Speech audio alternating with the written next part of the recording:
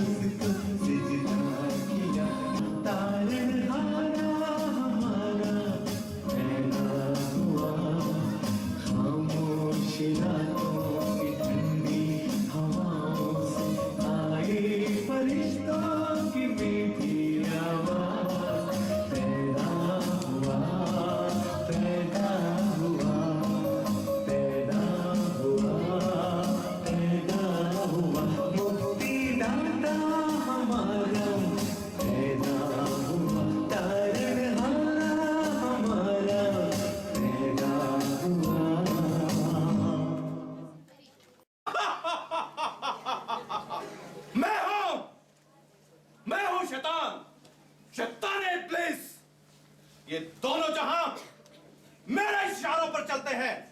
आसमान और जमीन मेरे कदमों पर सर झुकाते हैं। परमेश्वर ने आदम और हवा को बनाया, सोचा होगा कि वो उसकी उपासना करेंगे, वो उसको सिजदा करेंगे। मैं देखूंगा कि वो किस तरह से उसकी उपासना करते हैं, किस तरह से उसको सिजदा करते हैं। मैं उनके बीच में पाप का बीज बोऊंगा, पूरी कायनात में पाप फैला दूंगा, पूरी दुनिया पापी हो जाएगी। मैं हूं शैतान, शैतान प्लीज।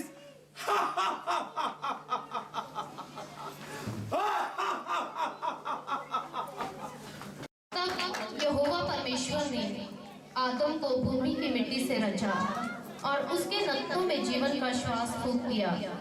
तब यहोवा परमेश्वर ने आदम को अदन की वाटिका में रख दिया कि वो काम करे और उसकी रक्षा करे। और यहोवा परमेश्वर ने आदम को यह आज्ञा दी, तू वाटिका के सब वृक्षों का फल खा सकता है, पर भले या बुरे के ज्ञान का वृक्ष है उसका फल तू कभी ना खाना, क्योंकि जिस दिन तू उसका फल खाएगा उसी दिन अवश्य मर जाएगा। फिर यहोवा परमेश्वर ने कहा, आदम का अकेला रहना अच्छा नहीं, उसके लिए मैं एक सहायक बनाऊंगा जो उससे मेल खाए। तब उसने उसकी एक पसली निकालकर उसमें मांस भर दिया और तब यहोवा परमेश्वर ने उस पसली को जो उसने आदम में से निकाली थी स्त्री बना दिया और उसको आदम के पास ले आया। तब आदम ने कहा, अब ये मेरी हड्डियों में की हड्डी और मेरे मांस में का मांस है, इसलिए इसका नाम नारी होगा, क्योंकि वह नर में से निकाली गई है।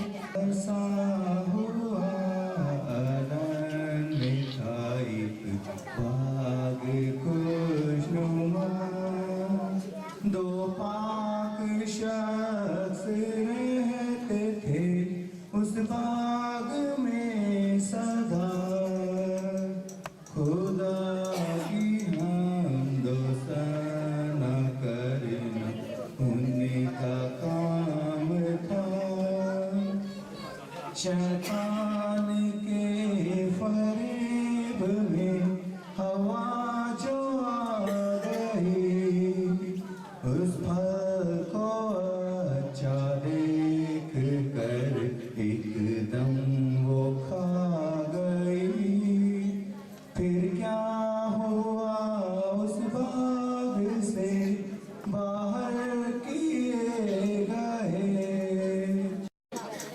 कि परमेश्वर ने दो शख्स बनाए थे, आदम और हवा, जिनके जीवन में परमेश्वर की ये योजना थी कि वो इस धरती पर रहकर परमेश्वर की उपासना करेंगे।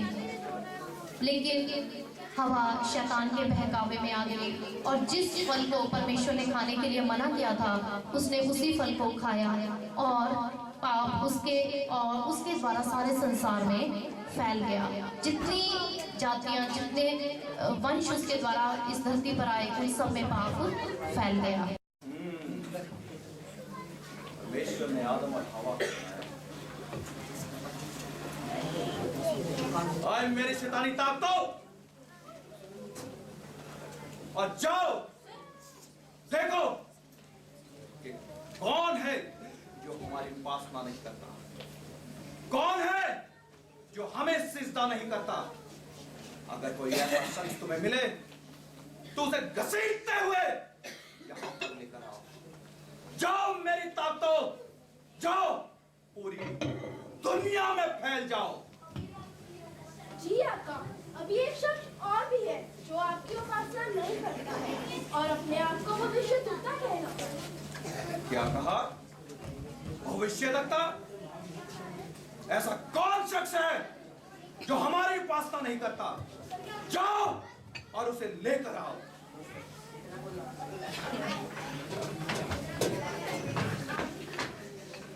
कौन हो तुम? मैं भविष्यद्वक्ता हूं। क्या तुम हमें नहीं जानते? हम कौन हैं? मैं जानता हूँ, पर जो आने वाला है वह तेरा सर्वनाश है। कौन आने वाला है? मैं हूं इस दुनिया का बादशाह, मैं हूं शैतान। क्या तुझे मुझसे खौफ नहीं लगता? हरगिज नहीं, तेरा एक एक किला मिटाया जाएगा और तुझे गंधक की आग में डाल दिया जाएगा। कौन मिटाएगा मेरा एक एक किला? कौन मिटाएगा? मैं भी देखता हूं कौन है आने वाला, कौन है जो मुझे मिटाएगा, जो मुझे गंधक की झील में डालेगा।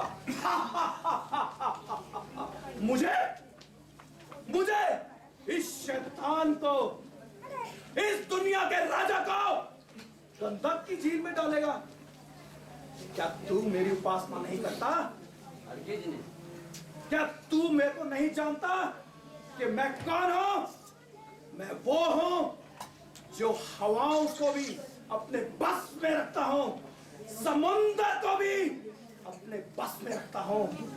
तू कहता है मैं तुझे नहीं जानता? मैं इस दुनिया का बेताज बादशाह, शैतान इब्लीस। क्या तू मेरी उपासना नहीं करता? हरगिज नहीं। आए मेरी शैतानी ताकतों, इस कदर नोच डालो इसको कि आने वाली 7 पुश्ते भी कहरा उठे और देखें कि क्या अंजाम होता है जो इस संसार के राजा की उपासना, जो इस संसार के राजा को नहीं पूछते। नोच डालो इसको, नोच डालो इसको।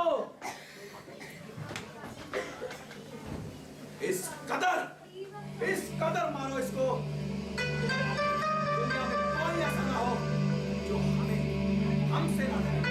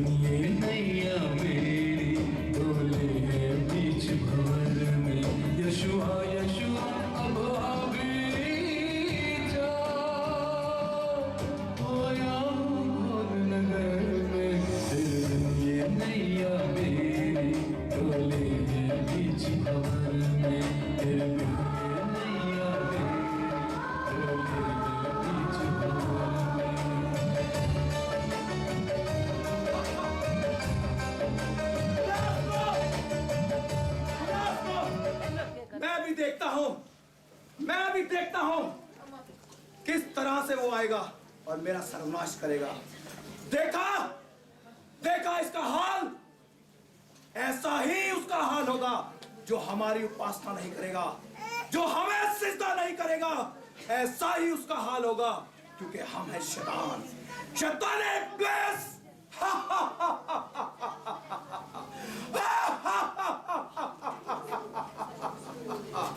कि यहूदियों के राजा हेरोदेस के समय अबिया के दल के में जकरिया नाम का एक याजक था और उसकी पत्नी हारून के वंश की थी और उसका नाम एलिशिबा था।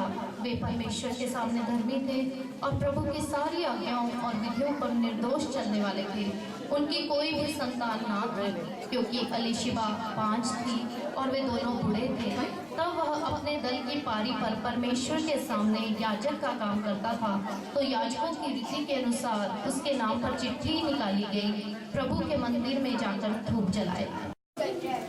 तेरी पत्नी एलिशिबा से तेरे लिए एक पुत्र उत्पन्न होगा, तू उसका नाम यहूदा रखना।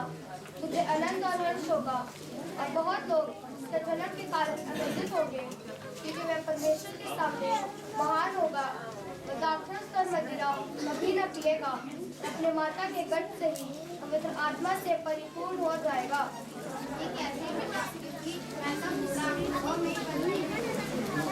मैं जिब्राइल हूँ जो परमेश्वर के सामने खड़ा रहता हूँ और तुझसे बातें करने और तुझे सुसमाचार सुनाने के लिए भेजा गया हूँ। देख, जिस दिन तक ये बात पूरी न हो तू मौन रहेगा और तू बोल न सकेगा, इसलिए कि तूने मेरी बातों का जो अपने समय पर पूरी होंगी प्रतीति न की। इस प्रकार से जकरिया के जीवन में परमेश्वर की इच्छा पूरी हुई कि वो संतान की आशीष पाए। हमारा अगला सीन है मरियम जो यीशु मसीह की मां है। इस प्रकार उनके जीवन में परमेश्वर ने कार्य किया। 6वें महीने में परमेश्वर की ओर से जिब्राइल स्वर्गदूत गलील के नासरत में एक कुमारी के पास भेजा गया जिसकी मंगनी यूसुफ नामक दाऊद के घराने के पुरुष से हुई थी। उस कुमारी का नाम मरियम था। सलोमी, अरे पानी ले लेने जाना क्या? हाँ हाँ, आज ही उसे सब्र तो करो। चलो चलो। सलोमी, सुना है मरियम की मंगनी हो गई है। हाँ रूथ सुना तो है, और उसका नाम यूसुफ है। हाँ हाँ, वे पढ़ाई का काम करता है। हमें रोज रोज पानी भर लेके जाना पड़ता है। पानी नहीं लेंगे तो खाने कैसे बनाएंगे? पर मरियम ने तो हमें कुछ यूसुफ के बारे में बताया ही नहीं। आज तो मरियम हमसे पहले क्यों वहीं पे पहुंच? चलो मरियम से ही पूछ लेते हैं यूसुफ के बारे में। मरियम, जरा हमारे लिए बच्चों की। हाँ हाँ, क्यों नहीं? रखो।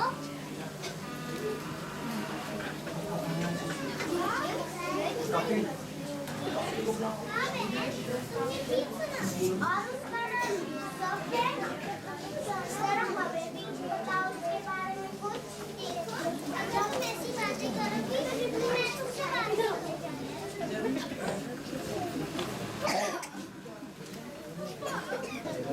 सलोमी, अरे सलोमी। अच्छा मरियम, चलते हैं।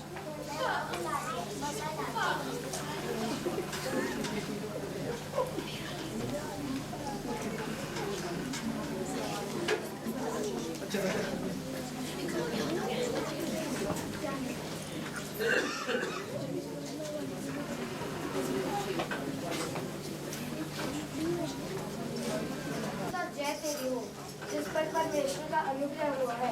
परमेश्वर तेरे साथ है। कौन है और ये कैसा सलाम है? हे मरियम, भयभीत ना हो, क्योंकि परमेश्वर का अनुग्रह तुझ पर हुआ है। तू गर्भवती होगी और एक पुत्र जनेगी। तू उसका नाम यीशु रखना। वह महान होगा और परम प्रधान का पुत्र कहलाएगा।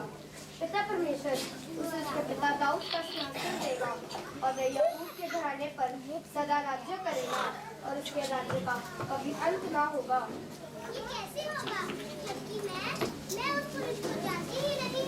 पवित्र आत्मा तुझ पर उतरेगा और परम प्रधान की सामर्थ तुझ पर छाया करेगी, क्योंकि जो पवित्र उत्पन्न होने वाला है वो परम प्रधान का पुत्र कहलाएगा। देख, तेरे घराने से एलिशिबा के बुढ़ापे में पुत्र होने वाला है। वह जो बांस खिलाती थी उसका 6वां महीना है, क्योंकि जो वचन परमेश्वर की ओर से होता है वो कभी प्रभाव रहित नहीं होता। मैं प्रभु की दासी हूँ, मुझे तेरे वचन के अनुसार जब मरियम ने फरिश्ते से ये संदेश सुना, उन दिनों में मरियम उठकर शीघ्र ही पहाड़ी देश में यहूदा के एक नगर को गई और जकरिया के घर में जाकर एलीशिबा को नमस्कार किया। जो ही एलीशिबा ने मरियम का नमस्कार सुना, त्यों ही बच्चा उसके पेट में उछला और एलीशिबा पवित्र आत्मा से परिपूर्ण हो गई।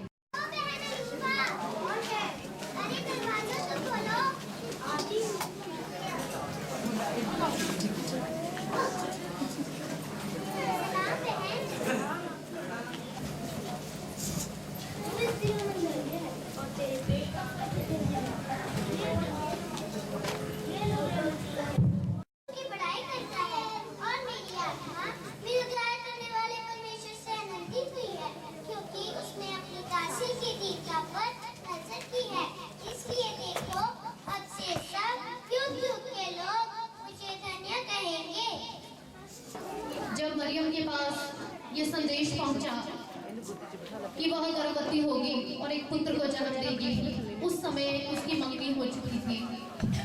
और जिस प्रकार फरिश्ता स्वर्गदूत मरियम के पास भेजा गया, उसी प्रकार परमेश्वर ने उसके पति जिससे उसकी मंगनी हुई थी उसके पास भी फरिश्ते को भेजा, स्वर्गदूत को भेजा, ताकि यूसुफ को भी ये संदेश मिले कि जो मरियम के गर्भ में है वो पवित्र आत्मा अर्थात परमेश्वर की ओर से है।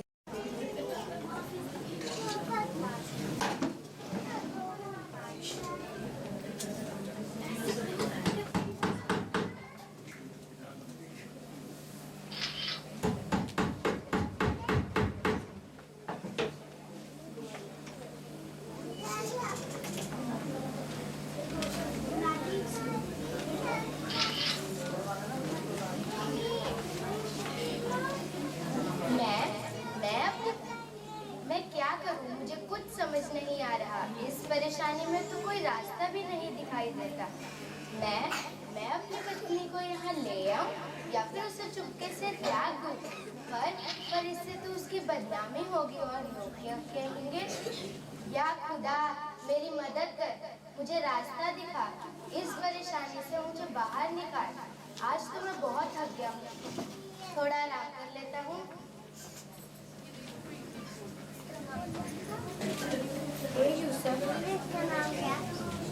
यूसुफ, दाऊद की संतान, अपनी पत्नी मरियम को अपने यहाँ लाने से मत डर, क्योंकि जो उसके गर्भ में है वह पवित्र आत्मा की ओर से है। देख, वो गर्भवती होगी और एक पुत्र जनेगी, तू उसका नाम यीशु रखना। वह अपने लोगों को उनके पापों से उद्धार करेगा। यह सब इसलिए हुआ क्योंकि जो वचन परमेश्वर के भविष्यवक्ताओं के द्वारा लिखा गया है वह पूरा हो कि देखो, एक कुंवारी गर्भवती होगी और पुत्र जनेगी और उसका नाम इमानुएल रखा जाएगा, जिसका अर्थ है परमेश्वर हमारे साथ है।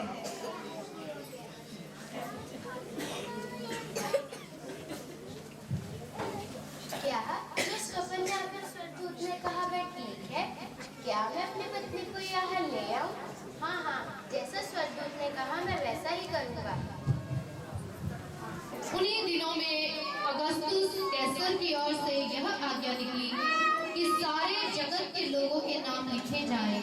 सब लोग नाम लिखवाने के लिए अपने अपने नगर को गए। यूसुफ भी इसलिए कि वह दाऊद के घराने और वंश का था। गलील के नासरत नगर में यहूदिया में दाऊद के नगर बैतलहम को गया कि अपनी मंगेतर मरियम के साथ जो गर्भवती थी नाम लिखवाए।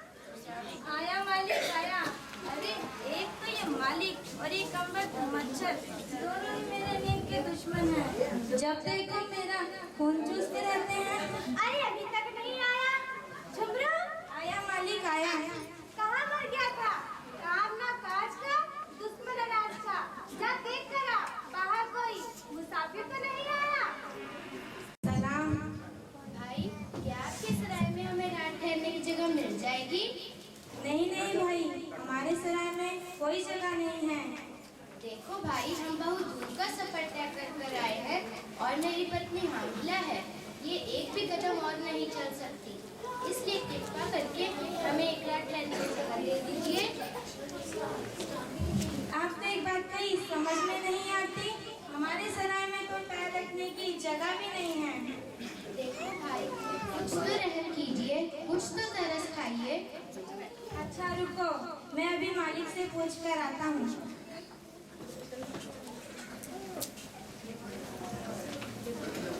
मालिक, दो मुसाफिर आए हैं। देखने में कैसे मालूम होते हैं? मालिक, देखने में तो वो बहुत गरीब से हैं। मैंने तुझे कहा था ना, अगर कोई अमीर मुसाफिर आए तो उन्हें ले आना, अगर गरीब है तो कह देना हमारे सराय में कोई जगह नहीं है। लेकिन मालिक, वो बहुत दूर का सफर तय करके आए हैं। उसकी पत्नी की हालत ठीक नहीं है, वह गर्भवती है। उन पे कुछ दया कीजिए। अच्छा अच्छा ठीक है, उन्हें अंदर ले आओ। ठीक है मालिक, मैं अभी जाता हूँ। सलाम। मुझे जुमरू ने आपके बारे में सब कुछ बताया। देखो भाई, हमारे सराय में कोई जगह नहीं है, लेकिन एक गौशाला खाली है। अगर आप वहाँ रात ठहरना चाहते हैं तो रुक सकते हैं। ठीक है भाई, आपका बहुत बहुत धन्यवाद। जुमरू, जाओ उन्हें गौशाला का रास्ता दिखा दो और वहाँ एक नई पुआल बिछा दो। अभी जो नेक्स्ट सीन हमारा है, इसमें आप देखेंगे कि उस समय जो गडरिए थे, भेड़ बकरी चराने वाले लोग, वो रात को अपनी भेड़ें चरा रहे थे और अपनी भेड़ों की रखवाली कर रहे थे। उसी समय उस देश में परमेश्वर की ओर से स्वर्गदूत भेजा गया और उसने ये संदेश उन गडरियों को दिया कि एक तारा चमका है, अर्थात जिस जगह वो तारा चमका उसी जगह प्रभु का जन्म हुआ है। ये खुशखबरी गडरियों तक पहुंचाई गई। बहुत ठंड है, चारों ओर कोहरा ही कोहरा छाया हुआ है। अरे आज तो मेरी नजर में खून ही जम गया। अरे भाई, हमारा ये हाल है, तुम बेजुबान जानवरों का क्या हाल होगा? ऐसा लगता है सारी ठंड आज ही पड़ जाएगी। अरे बेटा, जाकर जानवर को भी तो देख के आओ, क्या वो ठीक है? 1 2 3 4 5 6 10।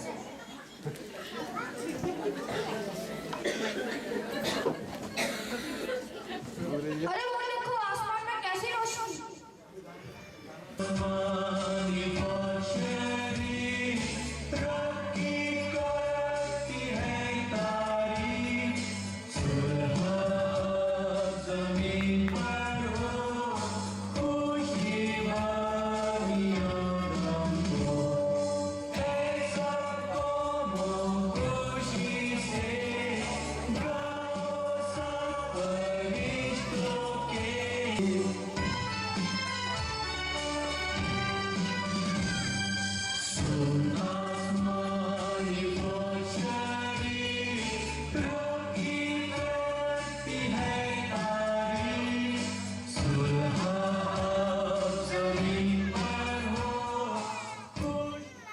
डरो मत, क्योंकि देखो, मैं तुम्हारे लिए एक अनंत का सुसमाचार सुनाता हूँ, जो सब लोगों के लिए होगा कि आज दाऊद के नगर में तुम्हारे लिए एक उद्धारकर्ता जन्मा है और यही मसीह प्रभु है।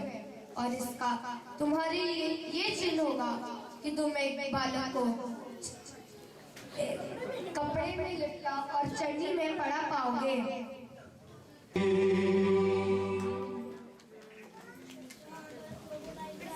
चलो बेटा, जैसा स्वर्गदूत ने कहा हम भी वैसा करेंगे। हम भी अपने मुक्तिदाता के दर्शन के लिए चलेंगे और अच्छी सी अच्छी भेंटें लेके चलेंगे। चलो चलो, नाचें गाएं, खुशियां मनाएं।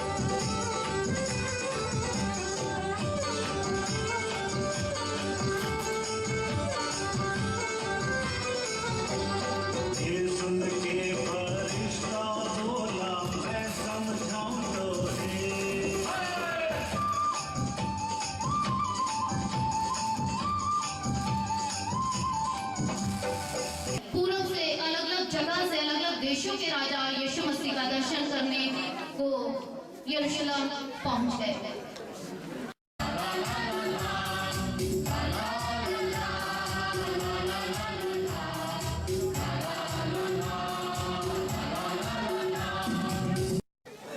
शायद कोई अजनबी कुछ और से में बढ़ रहा है। शुक्र है खुदा तेरा, तूने मेरी सुन ली। सलाम भाई। सलाम। इस ओर से पुकारने की आवाज सुनकर मैं तुरंत इस तरफ आ गया। भाई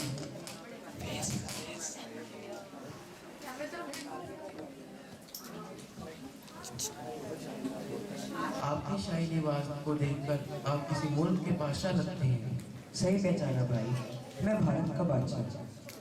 मैंने पूर्व में एक बड़ा सा चमकदार तारा देखा जो एक महान बच्चे के जन्म का चाहता है जो यहूदियों पर हुकूमत करेगा।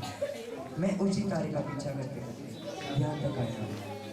आपके शाही शहर से तो लगता है कि आप भी किसी मुल्क के बादशाह हैं। सही पहचाना भाई, मैं भी फारस का बादशाह हूँ। मैं भी उस चमकीले तारे का पीछा करते यहाँ आ पहुँचा हूँ और आप ही की तरह रास्ता भटक गया था। शायद कोई और भी हमारी तरफ बढ़ रहा है।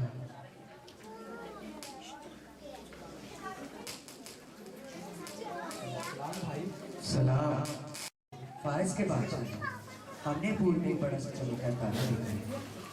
इसका पीछा करते करते हम यहाँ तक आए हैं। अरे वाह, इसे इत्तेफाक किसने? मैं भी उसी तारे का पीछा करते करते यहाँ तक पहुँच आया। कल सुबह आगे के सफर का सलाह दे लगी। ये मुल्क के बादशाह भेंट करना चाहते हैं।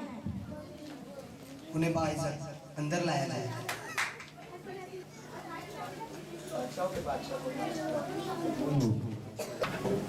आइए आइए, तशरीफ रखिए। कहिए आपने यहाँ आने की हिम्मत कैसे गवारा की? जहां मैं भारत का बादशाह हूँ। मैंने पूर्व में एक बड़ा सा चमकदार तारा देखा है जो एक महान बच्चे के जन्म का चिन्ह है जो यहूदियों पर हुकूमत करेगा। मैं इस महल में ये पता लगाने आया हूँ कि कहीं वो बादशाह जहाँ पैदा तो नहीं हुआ।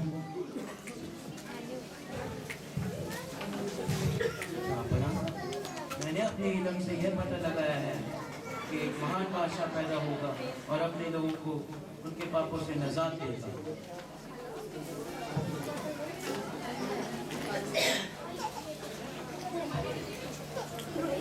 जहाँ मैंने भी अपने इल्म से यह मालूम किया है कि यहूदियों में एक बादशाह पैदा होगा जो उनके लोगों का उनके पापों से उद्धार करेगा।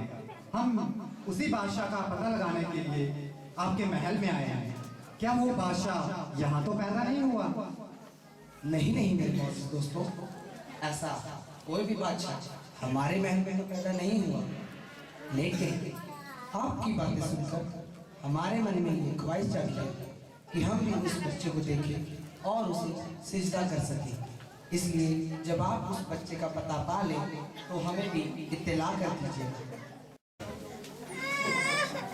सुना तुमने वजीर, यहूदियों का बादशाह पैदा हुआ।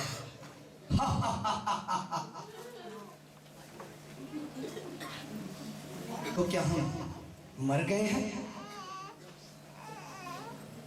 हमारे महल में शास्त्रियों को पेश किया जाए।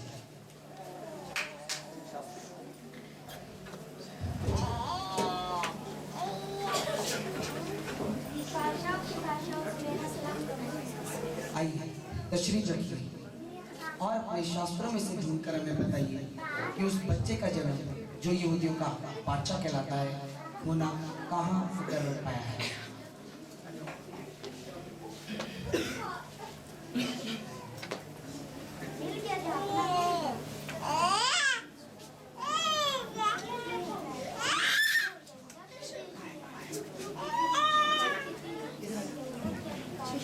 छोटा नहीं, क्योंकि तुझ में से एक विपत्ति निकलेगा जो मेरी ठीक है, आप जा सकते हैं। मसीह का पैगाम बादशाह हुआ परेशान, सुनकर मसीह का पैगाम कहाँ है राजा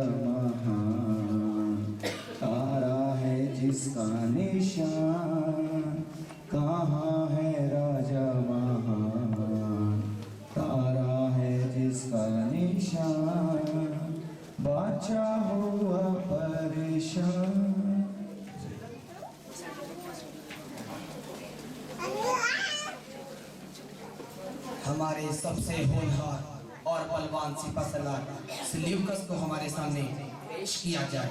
जैसी आपकी मर्जी जहांपना। बादशाहों के बादशाह को हमारा सलाम कबूल हो। जहांपना, आपने हमें कैसे याद फरमाया? बस हमारे हरदी नजीर हम एक बहुत बड़ी मुश्किल में फंस गए। जहांपना, और मुश्किल में ऐसा कैसे हो सकता है? हमारे होते हुए जहांपना कैसे मुश्किल में पड़ सकते हैं? आप कहे तो आसमान से तारे तोड़कर जमीन पर ला दूं, पत्थरों से पानी छोड़ दूं, हवा कर मोड़ दूं। हमें तुमसे यही उम्मीद थी सेल्यूकस।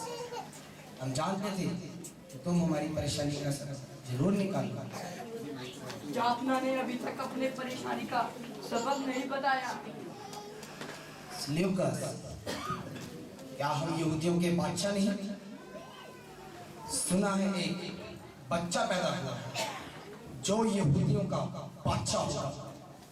हम चाहते हैं कि तुम जाओ और जितने भी 2 साल से कम उम्र के बच्चे हैं उनका कत्ल कर दो। जहांपना, ये कैसा फरमान है? बच्चों का कत्ल? ये मुझसे हरगिज़ नहीं होगा। सेल्यूकस, क्या तुम नहीं जानते हमारी नाफरमानी का क्या अंजाम होगा? आप चाहे तो हमारी जान ले लीजिए, पर ऐसा गुनाह हमसे हरगिज़ नहीं होगा। सेल्यूकस, तुम जानते नहीं हम कौन हैं? हम हेरोदेस बादशाह हैं। हेरोदेस बादशाह। चलता हूँ जिस जमीन पर वो जमीन थरथराती है। हेरोदेस का नाम सुनकर हवाएं तो क्या नदियां तक सूख जाती हैं। मुद्दई बुरा चाहे तो क्या होता है? वही होता है जो मंजूरे खुदा होता है। हस्ती से मिटा दो इसको, जहर पिलवा दो इसको, बांध कर जंजीरों में बहरे गुलजम में बहा दो इसको। गुस्ताख, तुम्हें इस बगावत की सजा जरूर मिलेगी। हेरोदेस बादशाह था, बादशाह है और बादशाह ही रहेगा। आपने देखा कि हेरोदेस ने ये आज्ञा दी कि सभी छोटे बच्चों को मरवा दिया जाए, सिर्फ इसलिए कि प्रभु यीशु मसीह का जन्म हुआ है। लेकिन परमेश्वर की इच्छा ही पूरी होती है। परमेश्वर की इच्छा यही थी कि प्रभु यीशु मसीह इस जगत में आए और इस संसार को पापों से छुटकारा दे। अर्थात प्रभु यीशु मसीह का जन्म इस प्रकार से हुआ जैसा कि आपको इन छोटी छोटी सीन्स के द्वारा दिखाया गया है।